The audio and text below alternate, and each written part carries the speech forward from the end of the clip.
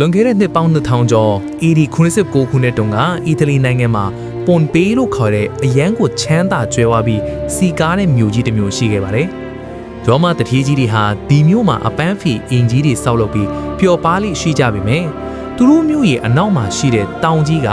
မီးတောင်တစ်ခုဆိုတာကိုဘယ်သူမှသတိမထားမိခဲ့ကြပါဘူး။တနည်းမှာတော့မီးတောင်ထိပ်ဝကနေမီးခိုးလုံးကြီးတွေဥထွက်လာခဲ့ပြီးကောင်းကင်တစ်ခုလုံးမဲမောင်သွားကနေခင်းကြောင်တောင်ကနေညအချိန်လိုမျိုးပြောင်းလဲသွားခဲ့ပါတယ်။မြို့သူမြို့သားတွေဟာဘာဖြစ်မှန်းမသိကြတာကြောင့်ထွက်မပြေးပဲကြောင်ကြည့်နေခဲ့ကြပြီးတချို့ကတော့အိမ်ထဲမှာပဲပုံအောင်နေခဲ့ကြတာဟာအကြီးမားဆုံးအမှားတစ်ခုဖြစ်ခဲ့ပါတယ်။ရုတ်တရက်ဆိုသလိုပဲမီးတောင်ကနေပူပြင်းတဲ့ပြာပူတွေအစိမ့်မွေ့တွေနဲ့ကြောက်ခဲတွေဟာမိုးရွာသလိုမျိုးမြို့ပေါ်ကိုအရှင်ပြင်းပြင်းနဲ့ကျဆင်းလာခဲ့ပါတယ်။အပူချိန်ဟာဒီဂရီ300ကျော်လောက်အထိရှိတာကြောင့်လူတွေဟာထပ်ပြေးဖို့ကချိန်တောင်မရလိုက်ပဲနေရာမှာတင်လဲကျတည်ဆုံးခဲ့ရပါတယ်။တမျိုးလုံးဟာမီးတောင်ပြားတွေအောက်မှာပေပေါင်းများစွာနစ်မြုပ်သွားခဲ့ပြီး15မိနစ်အတွင်းမှာပဲပွန်ပေးမြို့ကြီးဟာမြေပုံပေါ်ကနေပြကွယ်သွားခဲ့ပါတယ်။နှစ်ပေါင်း1500ကျော်ကြာတဲ့အထိဒီမြို့ကြီးကိုဘယ်သူမှရှာမတွေ့ခဲ့ကြပါဘူး။18ရာစုရောက်မှရှေးဟောင်းသုတေသနပညာရှင်တွေက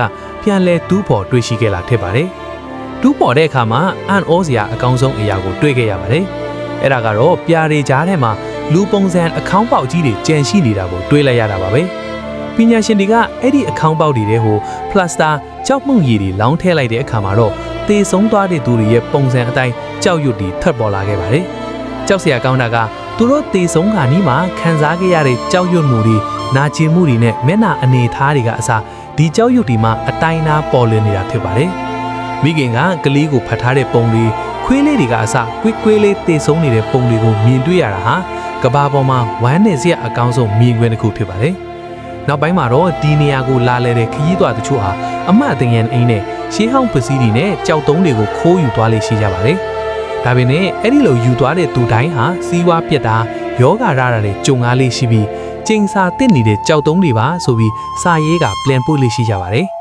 ဒီနေ့ချိန်မှာတော့ပွန်ပေးမြို့ကြီးဟာတဘာဝတရားရဲ့ကြောက်မက်ဖွယ်ရာကောင်းပုံနဲ့လူသားတွေရဲ့မတေကြတဲ့ဘဝကိုသတိပေးနေတဲ့တမိုင်းရွယ်နေရာတစ်ခုအဖြစ်ကြန့်ရှိနေခဲ့ပါတယ်။